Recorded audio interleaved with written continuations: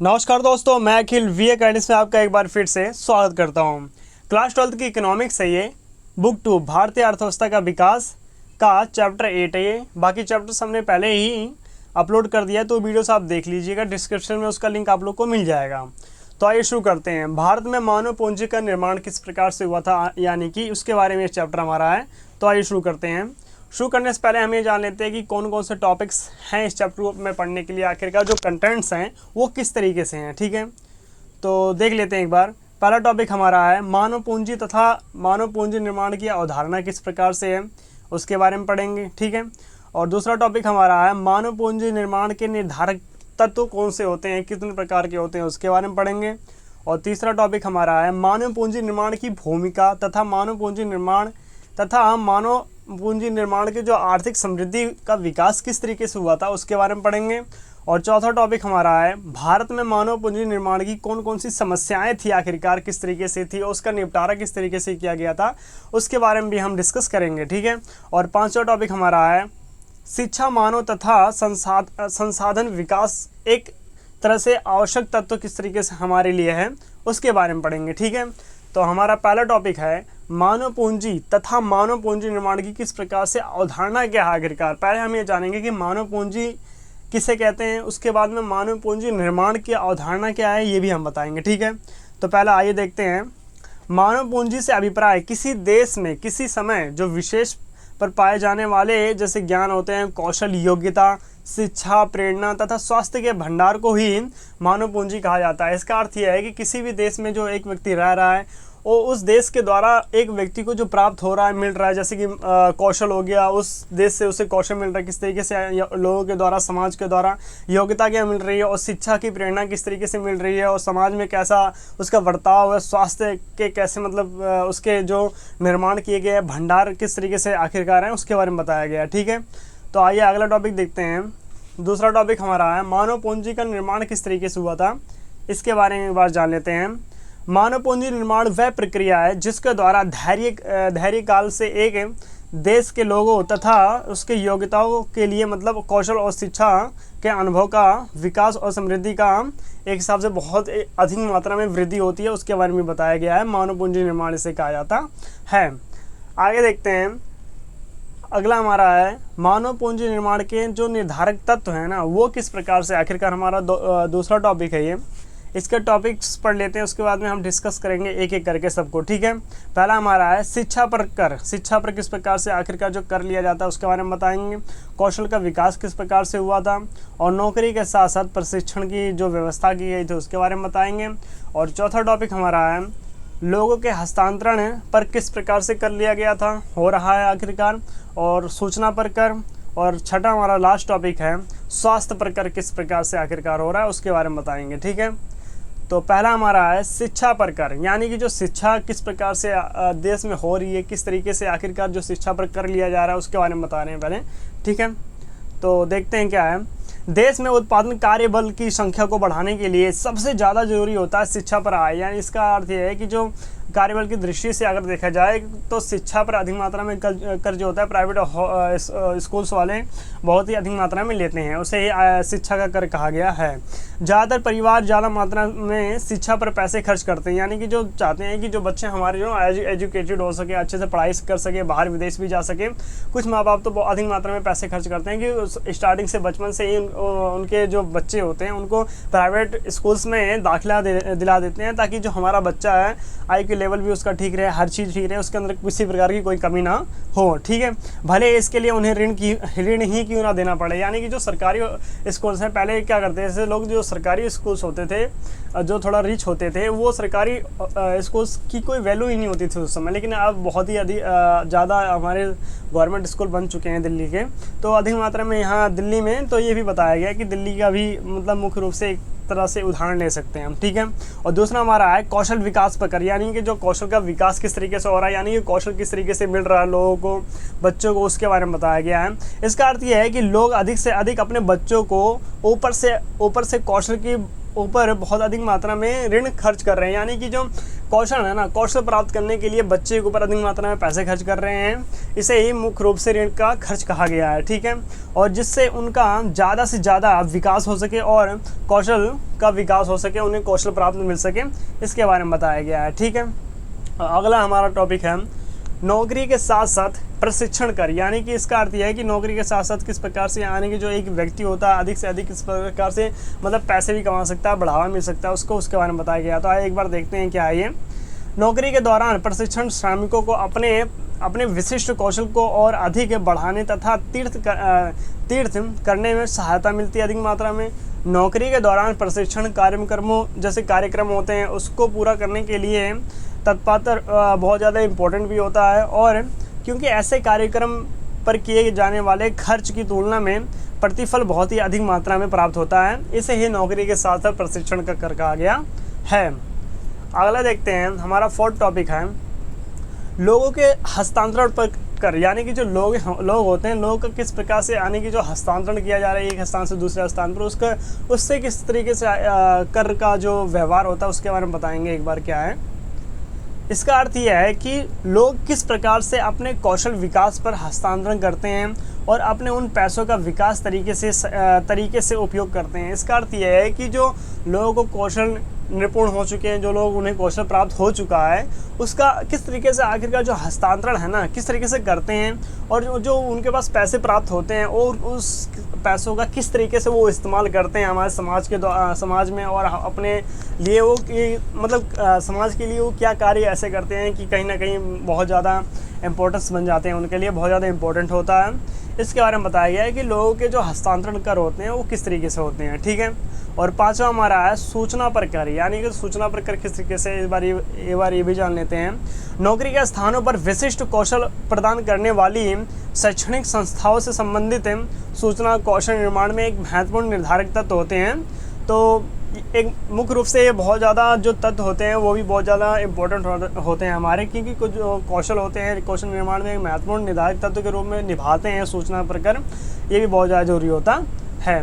आगे देखते हैं स्वास्थ्य प्रकर, यानी कि ये भी बहुत ज़्यादा इम्पोर्टेंट होता है हमारा, कि जो सरकारें होती हैं, जो प्राइवेट हॉस्पिटल्स होती हैं और सरकारी हॉस्पिटल में कितना डिफरेंस होता है ये भी आप लोग जानते हैं, डिफरेंट कितना होता है, कि यानी कि जो स्वास्थ्य पर कर होता है ये एक सरकार के द्वारा किस प्रकार से, यानी कि जो लोग होते हैं उन पर किस प्रकार से निर्भर रहते हैं, किस प्रकार से खर्च करते हैं, इसके बारे में भी जान लेते हैं एक बार क्या है, ठीक है। तो यह है कि मतलब एक पुरानी कहावत है कि स्वास्थ्य शरीर में स्वास्थ्य बुद्धि रहती है। इसका अर्थ ये है कि स्वास्थ्य जो व्यक्ति होगा ना उसके दिमाग में स्वास्थ्य बुद्धि रहती है, क्योंकि स्वास्थ्य पर किया गया खर्च एक व्यक्ति को बहुत ही कार्य कौशल तथा उत्पादित कार्य बनाता है। इसका अर्थ यह है कि जो एक व्यक्ति होता है उसको अधिक मात्रा में अगर उसकी तबीयत ठीक रहेगी, वो मतलब अच्छे से कार्य कर सकेगा, उसका स्वास्थ्य ठीक रहेगा तो वो किसी प्रकार का कार्य कर सकता है। और जो एक व्यक्ति होता है ना उसको कार्य करने के लिए उसका पहले दिमाग का ठीक होना बहुत ज़्यादा ज़रूरी होता है ताकि वो कार्य कर सके आगे, उसके बारे में बताया गया, ठीक है। एक बीमारी व्यक्ति की तुलना में स्वास्थ्य व्यक्ति राष्ट्र के एकल घरेलू उत्पादन जीडीपी में अधिक मात्रा में वृद्धि करता है, यानी कि जो जीडीपी की जो दर है ना वो भी एक व्यक्ति जो स्वास्थ्य व्यक्ति वो अधिक मात्रा में हमारे जीडीपी दर को बहुत अधिक मात्रा में बढ़ावा देता है। लेकिन जो एक बीमार व्यक्ति होता है वो किस तरीके से हमारे जो स्वास्थ्य संगठन मतलब वो अगर मान लीजिए वो बीमार व्यक्ति है तो किस तरीके से वो जीडीपी को बढ़ाएगा, वो खुद नहीं बढ़ा सकता अपने आप को, तो जीडीपी कहाँ से बढ़ाएगा, ठीक है। आगे देखते हैं, तो हमारा 3rd टॉपिक है मानव पूंजी निर्माण की भूमिका, यानी कि जो मानव पूंजी के निर्माण की भूमिका थी किस प्रकार से है, और मानव पूंजी निर्माण तथा आर्थिक समृद्धि का किस प्रकार से विकास हुआ था उसके बारे में भी क्या है एक बार जान लेते हैं। मानव पूंजी निर्माण कैसे देता है, यानी कि जो मानव पूंजी निर्माण होता है किस प्रकार से होता है और विकास में योगदान किस प्रकार से होता है, एक बार ये भी जान लेते हैं। मानव पूंजी निर्माण में कौशल में नवीनता लाने में मदद करता है और यहाँ परिवर्तन समृद्धि तथा विकास का अंत धारा देने का कार्य करता है तथा मुख्य रूप से कौशल और शिक्षित लोग ही ये कार्य को कर सकते हैं, क्योंकि जो व्यक्ति होता है ना, व्यक्तियों की संख्या जितनी ज़्यादा होगी उत्पादन के जो क्षेत्र होंगे तथा अन्य क्षेत्रों की अधिक क्रियाओं में अभिन्नता परिवर्तन की संभावनाएं उतनी ही अधिक होंगी। इसका अर्थ यह है कि जो एक व्यक्ति होता है ना, मान लीजिए जो फैक्ट्रीज में 100 व्यक्ति का काम है, वहाँ 150-200 व्यक्ति आ जाएंगे, तो कुछ ना कुछ फैक्ट्रीज में जो उन व्यक्तियों की जो संख्या है उसको भी कम कर दी जाएगी, बल्कि जो व्यक्ति उसके अंदर काम कर रहे हैं, अगर उन जगह पर उन व्यक्तियों की जनसंख्या ज़्यादा भी हो जाएगी तो उनकी सैलरीज भी हालांकि कम कर दी जाएंगी। इसके बारे में बताया गया। ठीक है, आगे देखते हैं देश के आर्थिक समृद्धि में मानव पूंजी निर्माण की भूमिका, यानी इसका अर्थ क्या है, एक बार जान लेते हैं क्या है। पहला हमारा है कुशलता तथा उत्पादकता के स्तर को अधिक मात्रा में बढ़ाना। ये भी बहुत ज़्यादा जरूरी होता है कि कुशलता के लिए बहुत ज़्यादा बढ़ाना होता है उत्पादकता के स्तर को। और दूसरा हमारा है दृष्टिकोण तथा व्यवहार में सकारात्मक परिवर्तन लाना होता है। और तीसरा हमारा है अनुसंधान तथा तकनीकी सुधारों को अधिक मात्रा में बढ़ाता है। ठीक है, और चौथा है जीवन प्रतिष्ठा को अधिक मात्रा में बढ़ावा देता है। और पांचवा है जीवन स्तर को ऊंचा उठाता है, यानी कि जीवन प्रतिष्ठा और जीवन ऊंचा उठाता है। इसका अर्थ ये है कि कहीं ना कहीं हमारे ज़िंदगी से रिलेटेड भी बहुत ज़्यादा व्यवहार होते हैं। प्रतिष्ठा को किस प्रकार से बढ़ाना होता है और जीवन के स्तर को किस प्रकार से उठाना होता है, कि यानी कि जो एक व्यक्ति होता है उसकी समृद्धि का विकास किस तरीके से हो रहा है, स्वास्थ्य से रिलेटेड, समाज में सामाजिक रूप से, मतलब मानसिक रूप से किस तरीके से उसका विकास हो रहा है, उसके बारे में बताया गया। ठीक है, मानव पूंजी निर्माण, एक बार ये जान लेते हैं क्या है। पहला हमारा है आर्थिक विकास का लक्ष्य तथा साधन दोनों ही मुख्य रूप से भारत में मानव पूंजी निर्माण तथा संसाधन विकास में हमारे संविधान के नीति निर्देशित तत्वों में शामिल किए गए हैं। यानी कि जो नीति निर्देशित तत्व है हमारे संविधान में, उसके अंदर मुख्य रूप से जो मानव पूंजी निर्माण के बारे में बताया गया है कि मानव पूंजी का निर्माण किस प्रकार से होना चाहिए, हमारे संविधान के नीति निर्देशक तत्व में इसे शामिल किया गया है, उसमें भी इसके बारे में बताया गया है। ठीक है, और दूसरा टॉपिक हमारा है भारत के केंद्र एवं राज्य स्तरों पर शिक्षा मंत्रालय NCERT, मतलब इसका अर्थ ये है कि राष्ट्रीय शैक्षिक अनुसंधान और प्रशिक्षण परिषद UGC, विश्वविद्यालय अनुदान आयोग ISEC, मतलब इसका अर्थ क्या होता है कि अखिल भारतीय तकनीकी परिषद भी मुख्य रूप से ये सारे शिक्षण तकनीकी रूप से शामिल होते हैं, ताकि जो लोग होते हैं, बच्चे होते हैं, उनका किस तरीके से आने का जो कहीं ना कहीं एजुकेशनल पॉइंट से भी बहुत ज़्यादा इम्पोर्टेंट होता है, उनका कहीं ना कहीं किसी न किसी स्तर से उनका विकास हो सके, स्कूली स्तर से भी, स्कूली स्तर पर भी जा करके और विश्वविद्यालय में भी जा करके उनका विकास हो सके। ठीक है, और तीसरा हमारा टॉपिक है भारत में केंद्र एवं राज्य स्तर पर स्वास्थ्य मंत्रालय तथा ICAR के द्वारा किस प्रकार से, यानी कि जो भारतीय चिकित्सा अनुसंधान परिषद है उसके स्वास्थ्य क्षेत्र का निर्माण किस तरीके से हो रहा है, उसके बारे में बताया गया कि राज्यों और सरकारों के अंतर्गत किस प्रकार से, यानी कि जो स्वास्थ्य मंत्रालय है ना भारत में, चिकित्सा के किस प्रकार से अनुसंधान के जो केंद्र हैं उसके किस प्रकार से कार्य चल रहे हैं, किस प्रकार से कार्य का निर्माण हो रहा है, क्षेत्रों का निर्माण हो रहा है, उसके बारे में बताया गया है थर्ड टॉपिक में। ठीक है, और हमारा फोर्थ टॉपिक है पेयजल, मतलब पीने के लिए जो जल की आवश्यकता होती है अधिक मात्रा में, उसकी उपलब्धता एवं सफाई सुविधाओं को बहुत ज़्यादा प्रावधान करवाने के लिए जो स्वास्थ्य जीवन की बुनियादी आवश्यकताएं होती हैं, कम से कम उनको सही ढंग से सड़कों का निर्माण करवाना, पानी पीने के लिए कम से कम साफ़ पानी मिल सके लोगों को, उनके बारे में बताया गया है कि लोगों को किस प्रकार से, यानी कि जो साफ़ पानी मिलना चाहिए पीने के लिए, और उनकी बुनियादी जो आवश्यकताएँ हैं ना, जो उनके स्वास्थ्य से रिलेटेड होती हैं, उनकी कम से कम जो आवश्यकताएँ उनकी पूर्ति कर सकें। ठीक है, और राज्य सरकारें और शहरी स्थानीय निकाय शहरी आबादी को ऐसे सुविधाएं प्रदान करने के लिए उत्तरदायी होते हैं, लेकिन जो ग्रामीण क्षेत्र में शुद्ध पेयजल उपलब्ध कराने के लिए जिम्मेदारी ग्रामीण विकास मंत्रालय की होती है, जो कि ऐसा हो नहीं सकता, होता ही नहीं है बिल्कुल भी। ठीक है, कि जो ग्रामीण विकास मंत्रालय के द्वारा जो सुविधाएं गाँव में लोगों को मिलनी चाहिए वो अभी नहीं मिल पा रही है उतनी खास। ठीक है, लेकिन कुछ हद तक जो है कहीं ना कहीं परिवर्तन अधिक मात्रा में हो रहा है कि जो लोग हैं उनका भी विकास अधिक मात्रा में हो रहा है, और जो लोग में ग्रामीण में रह रहे लोग हैं उनका भी कहीं ना कहीं स्वास्थ्य से रिलेटेड हो गया और पूंजी से रिलेटेड हो गया। किस तरीके से आए, यानी कि जो सरकार के द्वारा कहीं ना कहीं उनको पैसे मिलते हैं कि किस तरीके से वो मतलब खेती के द्वारा खेती कर सकें। सरकार ने मतलब 50 स्कीम निकाल रखी होगी कि किसान के द्वारा ये किसान निधि योजना, किसान ये योजना, मतलब अनेक प्रकार से हैं कि किसानों को कहीं ना कहीं लाभ होता ही रहता है। ठीक है, तो जिम्मेदारी किसकी होती है? जिम्मेदारी ग्रामीण विकास मंत्रालय की होती है, जो कि उनको पूरी करनी चाहिए। के अधीन पर जल आपूर्ति विभाग को सौंपी गई, यानी कि जो जल आपूर्ति विभाग है ना, उनको ही सौंपी जाती है ये सारे काम। ठीक है, आगे देखते हैं। हमारा 4th टॉपिक है भारत में मानव पूंजी निर्माण की क्या क्या समस्याएं हैं। एक बार ये जान लेते हैं कि भारत में आखिरकार जो मानव पूंजी का निर्माण हुआ था उसकी क्या क्या समस्याएं रही हैं, किस प्रकार से रही है, उसके बारे में एक बार जान लेते हैं। पहला है, इसके सब टॉपिक्स हैं। सब टॉपिक्स को याद करना बहुत ही ज़्यादा ज़रूरी होता है, क्योंकि जो हेडिंग्स होते हैं, जैसे कि मान लीजिए ये हेडिंग है, ठीक है, भारत में मानव पूंजी निर्माण की समस्याएं क्या क्या हैं, इनके बारे में तो सीधा आप एक पैराग्राफ में तो लिख नहीं सकते, क्योंकि आप 12th क्लास है, तो 12th क्लास में आप लोग को कम से कम हेडिंग्स वाइज लिखने पड़ेंगे, सब हेडिंग्स भी उसकी लिखनी पड़ेगी। कम से कम जो नंबर 4 नंबर के क्वेश्चन हो तो 4 हेडिंग्स बना दीजिए, 6 नंबर के क्वेश्चन हो 6 हेडिंग्स बना दीजिए, कि क्वेश्चन को समझ करके सही से उसका उत्तर देंगे। वो भी सब टॉपिक्स में हम आगे आने वाली वीडियोस में आप लोग को सब बताएंगे कि किस तरीके से आने के जो एग्ज़ाम्स होते हैं उसकी प्रिपरेशन किस तरीके से की जाती है। ठीक है, वो अलग टॉपिक है, उसको अभी हम यहाँ पर डिले कर रहे हैं। आगे हम इस टॉपिक को जान लेते हैं कि क्या होता है आखिरकार भारत में मानव पूंजी निर्माण की समस्याएं। ठीक है, तो हमारा पहला टॉपिक है बढ़ती जनसंख्या।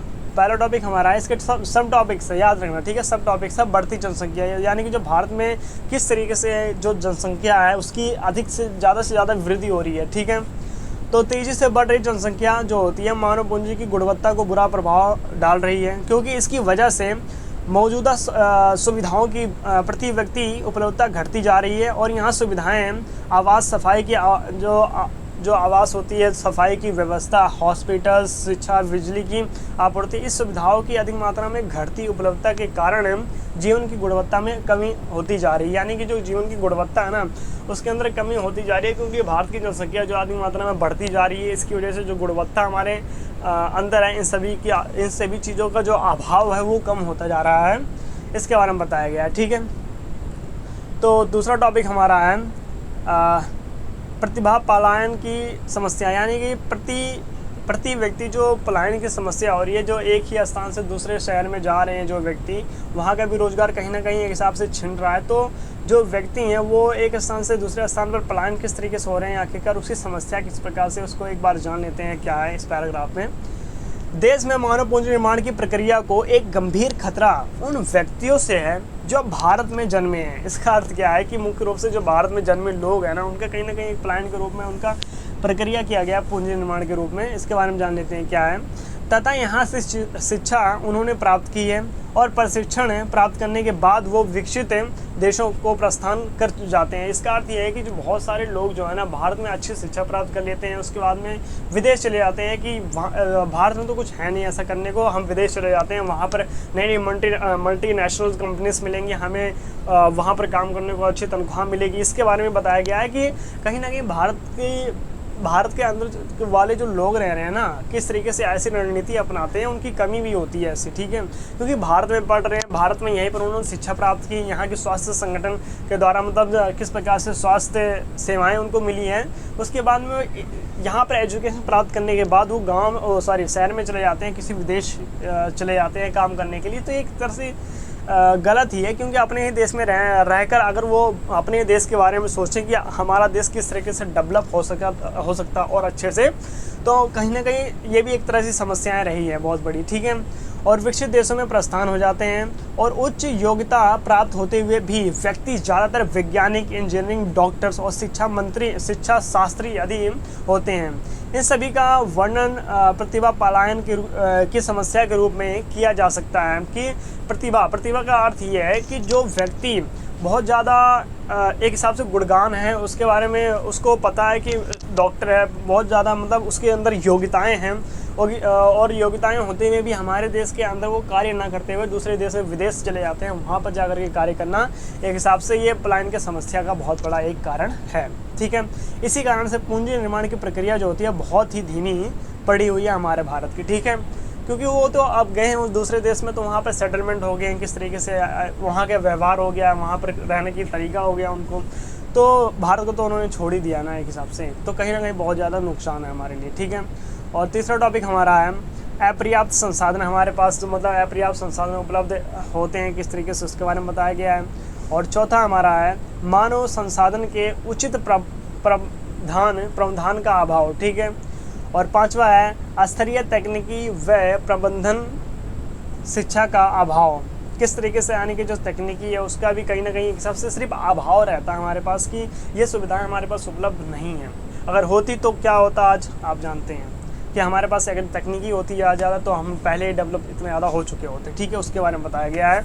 और छठा हमारा है स्वास्थ्य सेवाओं का अपर्याप्त विकास, यानी कि जो स्वास्थ्य सेवाएं हैं ना उनका कहीं ना कहीं कम से कम विकास हो चुका है, कम से कम विकास हुआ है, उसके बारे में बताया गया है। ठीक है, अगला देखते हैं क्या हमारा टॉपिक। पांचवा टॉपिक हमारा है शिक्षा मानव संसाधन विकास का एक आवश्यक तत्व किस प्रकार से है। इसका अर्थ यह है कि जो शिक्षा है ना, मानव के रूप में जो शिक्षा प्राप्त हो रही है उसके संसाधनों का विकास किस प्रकार से हो रहा है और हमारे लिए किस तरीके से एक हिसाब से आवश्यक तत्व है। इसका अर्थ यह है कि जो मानव है उसके लिए शिक्षा बहुत ज़्यादा ज़रूरी है और जो शिक्षा है ना जो ज़रूरी है वो हमारे लिए एक हिसाब से आवश्यक तत्व किस प्रकार से है उसके बारे में बताया गया है। इसका अर्थ यह है जो मानव के लिए शिक्षा है एक हिसाब से मानव है, मानव किस प्रकार से शिक्षा को प्राप्त करता है और जो शिक्षा होती है किस प्रकार से हमारे लिए एक महत्वपूर्ण तत्व के रूप में, आवश्यकता के रूप में कार्य करती है, उसके बारे में बताया गया है। ठीक है, तो एक बार जान लेते हैं क्या है, आगे देखते हैं। शिक्षा से अभिप्राय अध्यापन, प्रशिक्षण और अधिगम प्रशिक्षण की एक ऐसी प्रक्रिया होती है। इसका अर्थ यह है कि जो शिक्षा से अभिप्राय अध्यापन, प्रशिक्षण और अधिगम प्रशिक्षण की एक ऐसी प्रक्रिया होती है, बहुत ही ज़्यादा इम्पोर्टेंट प्रक्रिया होती है, जिसके द्वारा स्कूलों और कॉलेजों में ज्ञान के सुधारा जाता है। इसका अर्थ यह है कि जो स्कूल्स होते हैं, कॉलेज होते हैं, स्कूल में तो मुख्य रूप से हमें बचपन से लेकर के 12वीं तक 12th तक पढ़ाया जाता है कि किस तरीके से आज के समाज के द्वारा परिवर्तन हो रहा है, किस तरीके विश्व के बारे में पढ़ाया जाता है, वर्ल्ड के बारे में पढ़ाया जाता है। और कॉलेजेस में भी हमें और हायरी जो पोस्ट ग्रेजुएट स्टूडेंट्स होते हैं, बच्चे होते हैं, तो उनके बारे में बहुत ज़्यादा नॉलेज होता है उनको भी कि किस तरीके से, यानी कि जो कॉलेज होते हैं, कॉलेजों में किस तरीके से पढ़ाई होती है उसके बारे में बताया गया है और उसको सुधारा जाता है और कौशल का विकास किया जाता है, उनका कौशल का भी अधिक मात्रा में विकास किया जाता है। और सन 2011 की जनगणना के अनुसार, यानी कि जो जनगणना हुई थी सन 2011 में, उसके अनुसार भारत में सिर्फ 74.04% है और इसके अलावा विश्व के विकसित देशों में साक्षरता दर के जो 90% और 95% के बीच में थी। यानी कि जो भारत में 2011 की जनगणना के अनुसार भारत में केवल 74.04% लोग जो थे वो शिक्षित माने जाते थे, साक्षरता दर थे, मतलब ऐसा माना जाता था। ठीक है, और लेकिन पूरे विश्व, अगर वर्ल्ड की बात करें हम, तो 90% से लेकर के 95% के बीच में पूरे विश्व की शिक्षा की जनगणना की गई है। इसके बारे में यही पता चलता है। ठीक है, आगे देखते हैं। शिक्षा का एक महत्व तत्व, इसके उद्देश्य, यानी कि जो शिक्षा का महत्व किस प्रकार से है और इनके उद्देश्य किस प्रकार से हैं, इसको एक बार डिफाइन कर देते हैं क्या है। ठीक है, तो पहला हमारा है शिक्षा नागरिकों की जिम्मेदारी बनाती है, यानी कि जो शिक्षित एक व्यक्ति होता है ना, वो उसकी जिम्मेदारी होती है कि अपने देश की सुरक्षा कर सके, अपने लोगों की सुरक्षा कर सके, अपने माँ बाप की सेवा कर सके, कम से कम इतना कि वो जो नागरिकों की जो सेवा कर सके, और जिम्मेदारी कुछ ना कुछ उसके ऊपर होती है। जो हमारे कर्तव्य भी होते हैं, हमारे संविधान में भी लिखा गया है, जो हमारे कर्तव्य हैं उनको भी हमें पूर्ण रूप से पूरा करना चाहिए, क्योंकि संविधान तो हमें सब कुछ देता है कि मौलिक अधिकार भी दिए गए हैं, सब कुछ दिया गया है। इसके अलावा हमें जो हमारी जिम्मेदारी होते हैं, हमारे कर्तव्य हैं, वैसे तो 11 कर्तव्य दे रखे हैं, लेकिन हमें और भी अधिक मात्रा में कर्तव्य करने चाहिए और भी अधिक ज़्यादा से ज़्यादा कर्तव्य करने चाहिए, लोगों की मदद करनी चाहिए, सेवा करनी चाहिए, अपने देशभक्ति के प्रतिरूप अपने देश की सेवा करनी चाहिए और किसी को परेशान नहीं करना चाहिए। ठीक है, और दूसरा टॉपिक यहाँ है कि यहाँ विज्ञान तथा प्रौद्योगिकी में विकास अधिक मात्रा में करती है। और तीसरा टॉपिक है यहाँ लोगों के मस्तिष्क का विकास करती है, यानी कि जो शिक्षित एक व्यक्ति होता है ना, शिक्षा को प्राप्त कर लेता है तो उसको ज्ञान होता है, हर तरीके से ज्ञान होता है कि किस तरीके से हमने अपने माइंड को सेटअप करना है, किस तरीके से लोगों से वार्तालाप करना है, बातचीत करना है, किस तरीके से, यानी कि जो पेश हमारे समाज के द्वारा हमें समाज को किस तरीके से, यानी कि जो गलत हो रहा है तो उसको सही करने का क्या तरीका है, किस तरीके से हो रहा है, उसको सही से मेंटेन करना हमारी जिम्मेदारी एक हिसाब से बनती है। ठीक है, और चौथा टॉपिक है हमारा है यहाँ मानवीय व्यक्तित्व को विकसित करती है, यानी कि जो मानव एक तरह से होता है ना, वो उसके मस्तिष्क में बहुत ज़्यादा विकास हो जाता है, उसकी कहीं ना कहीं मानवीय व्यक्तित्व की बहुत ज़्यादा वृद्धि करनी चाहिए और उसका विकास हो ही जाता है, हालांकि शिक्षा प्राप्त करने के बाद। आगे देखते हैं भारत में शिक्षा क्षेत्र का विकास। इसका अर्थ है कि भारत में शिक्षा का जो क्षेत्र है ना, उसका विकास किस प्रकार से हो रहा है या फिर हुआ है। एक बार जान लेते हैं क्या है। शिक्षा देश के सामाजिक व आर्थिक विकास का एक प्रमुख कारक है, यानी कि जो समाज रूप से और आर्थिक रूप से शिक्षा का क्षेत्र जो होता है बहुत ही ज़्यादा इम्पोर्टेंट होता है। ठीक है, एक अच्छी शिक्षा प्रणाली न केवल कुशल व प्रशिक्षित व्यक्तियों का निर्माण करती है, बल्कि वह वैज्ञानिक प्रौद्योगिकी को भी अधिक मात्रा में बढ़ावा देती है, कि यानी कि जो वैज्ञानिक तरीके से और जो व्यक्ति होते हैं ना, व्यक्ति का निर्माण भी किस तरीके से हो रहा है, यानी कि जो एक व्यक्ति शिक्षित है ना तो कहीं ना कहीं उसका समाज में और जो उसकी आर्थिक स्थिति है ना, किसी भी तरीके की जो आर्थिक स्थिति होती है वो भी बहुत ही ज़्यादा सुधर जाती है उसकी। ठीक है, और उसके कुशल भी अधिक मात्रा में प्राप्त हो जाता है, कौशल भी प्राप्त हो जाता है, प्रशिक्षित व्यक्ति हो जाता है तो उसका निर्माण भी हो जाता है, अधिक मात्रा में ज़्यादा उसका विकास हो जाता है, बल्कि वैज्ञानिक और प्रौद्योगिकी क्षेत्र में भी उससे अधिक मात्रा में बढ़ावा मिलता है, क्योंकि उससे नॉलेज होता है शिक्षा का। ठीक है, और भारत में शिक्षा क्षेत्र के विकास को निम्न स्तर से दर्शाया गया है। एक बार जान लेते हैं कि कौन कौन से स्तर हैं इसके आखिरकार शिक्षा को। तो पहला हमारा है, भारत में शिक्षा क्षेत्र का विकास किस तरीके से हुआ था, ये तो हमने पहले ही पढ़ लिया। आगे देखते हैं प्रारंभिक शिक्षा यानी कि जो प्रारंभिक शिक्षा है, पहला हमारा है प्रारंभिक शिक्षा। ठीक है, दर्शाया गया तो प्रारंभिक शिक्षा है। पहला पॉइंट हमारा है प्राथमिक और माध्य स्कूल, जो प्राथमिक माध्य स्कूल होते हैं उनको शिक्षा को मिलाकर प्रारंभिक शिक्षा कहा जाता है। इसका अर्थ यह है कि जो प्रारंभिक शिक्षा किसे कहते हैं, एक बार इसको जान लेते हैं। प्रारंभिक शिक्षा वह शिक्षा होती है जिसमें माध्य स्कूलों को, प्राथमिक और माध्य स्कूलों को मिला करके प्रारंभिक शिक्षा बनाया जाता है, उसे प्रारंभिक शिक्षा कहा जाता है। और दूसरा पॉइंट हमारा है वर्ष 1950 से लेकर के 1951 में प्राथमिक एवं माध्य स्कूलों की संख्या 2.23 लाख थी, जो कि 2010 में से लेकर के 2011 में बढ़ कर के 12.96 लाख हो गया है। कहीं ना कहीं एक हिसाब से जो शिक्षा का क्षेत्र है ना वो भी कहीं ना कहीं विकास हुआ उसका, क्योंकि जो हमारे पास 1950 में 1951 में केवल 2.23 लाख था, वो बढ़ कर के 2011-10 में केवल 12.96% हो गया। बहुत ज़्यादा कहीं ना कहीं बहुत ज़्यादा वृद्धि हुई है। और तीसरा पॉइंट हमारा है अब प्रारंभिक शिक्षा जो क्लास होती है 1 से लेकर 8 तक का सभी बच्चों को और 6 से 14 वर्ष के बच्चों को निःशुल्क अनिवार्य कर दिया है, यानी कि जो उनको फीस भी दी जाएगी और ऊपर से उनको जो विटामिन की कार्य मतलब विटामिन यानी कि जो पैसे हैं और बल्कि खाने पीने के लिए भी व्यवस्था की जाएगी सरकार की तरफ से, ये बताया गया है। लेकिन ये भी बताया गया हमारे संविधान के अनुच्छेद में कि 6 से 14 वर्ष के जो बच्चे हैं ना इनको भी अधिक मात्रा में अनुच्छेद 21 में बताया गया 6 से 14 वर्ष के बच्चों को मतलब जो बच्चे हैं ना उनको निःशुल्क शिक्षा दी जाएगी, फ्री में बिल्कुल शिक्षा दी जाएगी, उनसे कोई पैसा नहीं लिया जाएगा सरकारी स्कूल्स में। ठीक है, और चौथा हमारा पॉइंट है प्राथमिक शिक्षा से संबंधित विभिन्न प्रकार के कार्य होते हैं, जैसे कि पहला विटामिन, जो मैंने पहले बताया आप लोगों को, विटामिन की किस प्रकार से योजना 1995 में लागू की गई थी और जिला प्राथमिक शिक्षा कार्यक्रम 1991 में लागू की गई थी और सार्वजनिक सर्व शिक्षा अभियान 2020 में के तहत मुफ्त और अनिवार्य शिक्षा का अनिवार्य अधिकार है 2009 में लागू किया गया था। इसका अर्थ ये है कि कहीं ना कहीं बहुत ज़्यादा इम्पोर्टेंट होता है कि जो विटामिन की शिक्षा भी सरकार के द्वारा लागू की गई थी 1995 में। उसके बाद में जिला प्राथमिक शिक्षा कार्यक्रम भी 1991 में चालू किया गया था। उसके बाद सर्व शिक्षा अभियान 2020 में चालू किया गया था। उसके बाद में मुफ्त अनिवार्य शिक्षा का अधिकार जो है 2009 में लागू कर दिया गया था। ये बहुत ही ज़्यादा इंपॉर्टेंट होता है एक व्यक्ति के लिए कि उसको मुफ्त शिक्षा भी दी जा रही है, उसके बाद में उसे ढेर सारे जो प्रॉफिट हो रहे हैं मिल रहे हैं, उसे विटामिन भी मिल रहा है अधिक मात्रा में और शिक्षा अभियान भी उसके लिए पूरी तरीके से जो जुटा हुआ है कार्य कर रहा है। और 2009 में तो बल्कि अनिवार्य शिक्षा अधिकार घोषित कर दिया गया था कि सभी को जो शिक्षा है बहुत ही ज़्यादा ज़रूरी होता है और सभी के लिए अनिवार्य है। ठीक है, आगे देखते हैं माध्यमिक शिक्षा। एक बार जान लेते हैं कि माध्यमिक शिक्षा किसे कहते हैं। ठीक है, माध्यमिक शिक्षा पहला हमारा टॉपिक है। वर्ष 1950 से लेकर के 1951 में देश में केवल 7400 माध्यमिक स्कूल थे। उस समय केवल 7400 माध्यमिक स्कूल थे जिनमें विद्यालयों की संख्या 14.80 थी और 2009 से लेकर के 2010 में माध्यमिक स्कूलों की संख्या बढ़ करके 1.90 लोगों के द्वारा हो गई थी तथा विद्यार्थियों की संख्या 441 लाख तक पहुंच गई थी उस समय तक। ठीक है, और दूसरा हमारा पॉइंट है माध्यमिक शिक्षा क्षेत्र के विस्तार के लिए निम्नलिखित संस्थाएं कार्य करती हैं।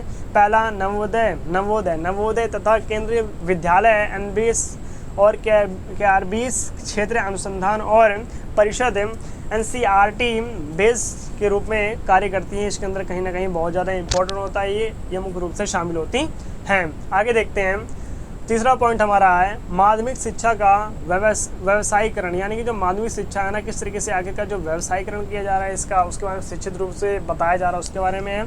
और चौथा हमारा है तकनीकी, मेडिकल तथा कृषि क्षेत्र से संबंधित, यानी कि जो तकनीकी क्षेत्र में जो मान लीजिए जो थोड़ा सा टेक्निकलिज्म होता है, टेक्निकल होता है, उसके बारे में बताया कि जो मेडिकल डॉक्टर्स होते हैं और जो कृषि क्षेत्र से संबंधित कहीं ना कहीं बहुत ही ज़्यादा इंपॉर्टेंट होते हैं, उसके बारे में बताया गया है।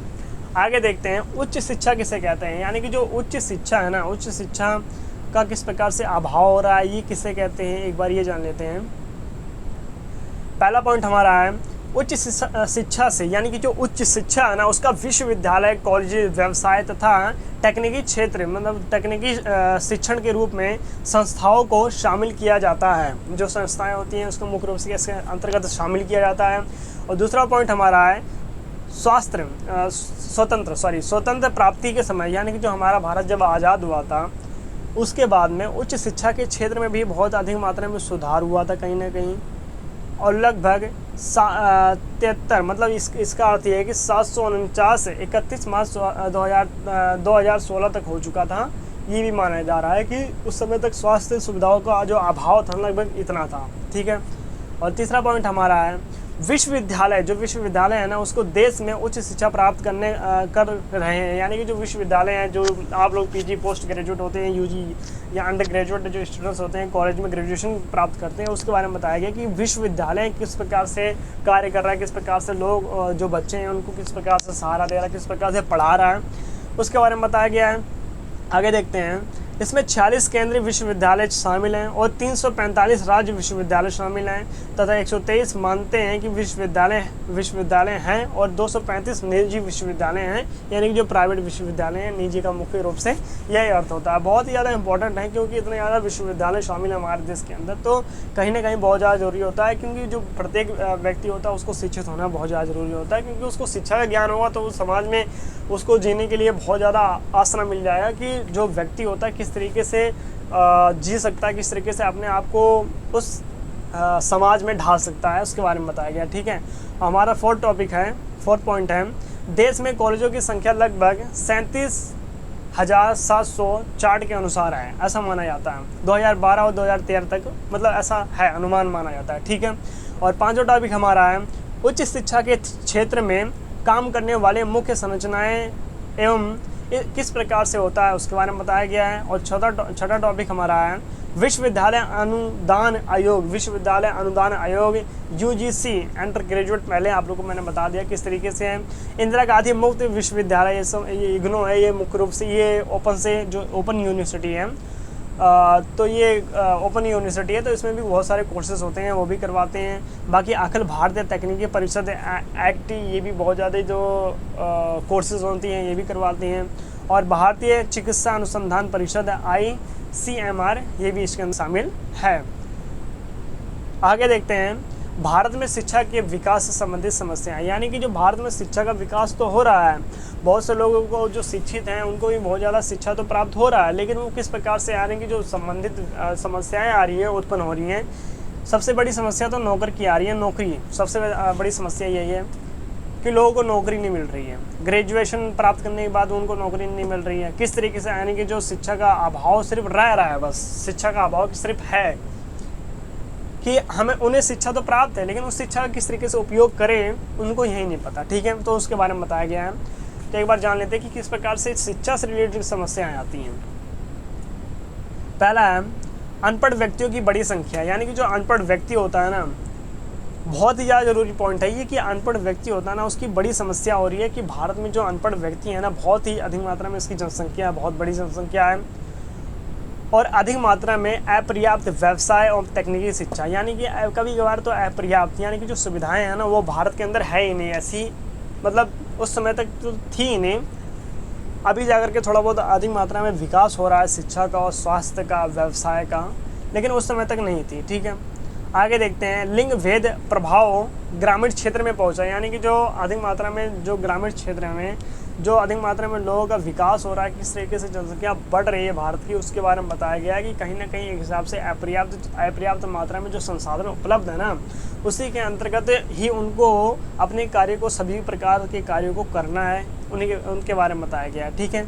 और चौथा टॉपिक हमारा है निम्न स्तर तथा शिक्षा के विकास पर सरकार द्वारा कम पैसे खर्च करना है। इसका अर्थ ये भी बहुत बड़ा कारण रहा है कि नेताओं के बीच में सामाजिक, एक हिसाब से राजनीतिक माहौल भी बना रहा है, राजनीतिक कारण भी बहुत बड़े रहे हैं कि कहीं ना कहीं जो सरकार के द्वारा व्यवस्था हमें मिलनी चाहिए, स्वास्थ्य सेवाएं, शिक्षा क्षेत्र, सड़क, मकान, रहने के लिए व्यवस्था, वो सब हमें अपर्याप्त मात्रा में मिल रहा है, मतलब मिल ही नहीं रहा है। एक हिसाब से ऐसा मान सकते हैं आप कि निम्न प्रकार से शिक्षा के विकास पर सरकार द्वारा कम पैसे खर्च करना, यानी कि इसका अर्थ यही है कि सरकार जो होती है कि जो कार्यक्रम चलाए जाते हैं लोगों के लिए, उसके ऊपर जो सरकार होती है वो पैसे बिल्कुल भी खर्च नहीं करती हैं, जिससे कि लोगों का विकास नहीं हो पाता, लोग जो होते हैं लोगों का कल्याण नहीं हो पाता है, अपने लिए नौकरी नहीं ढूंढ पाते हैं, उसके बारे में भी बताया गया है। आगे देखते हैं। तो हमारा ये चैप्टर 8 हमारा ख़त्म हो चुका है, मानव पूंजी निर्माण। तो आई होप आपको ये वीडियो अच्छे से समझ आया होगा। वीडियो को लाइक, शेयर एंड चैनल को सब्सक्राइब जरूर कीजिएगा और कमेंट करके जरूर बताइएगा आप लोगों को वीडियो किस तरीके से लगी, कैसे लगी। और हमने 8 चैप्टर तक कंप्लीट करा दिया अभी तक, तो डिस्क्रिप्शन में उसका लिंक आप लोग को मिल जाएगा सभी चैप्टर्स के। और अब मैं आपसे अगली वीडियो में मिलूँगा, तब तक के लिए जय हिंद, जय भारत।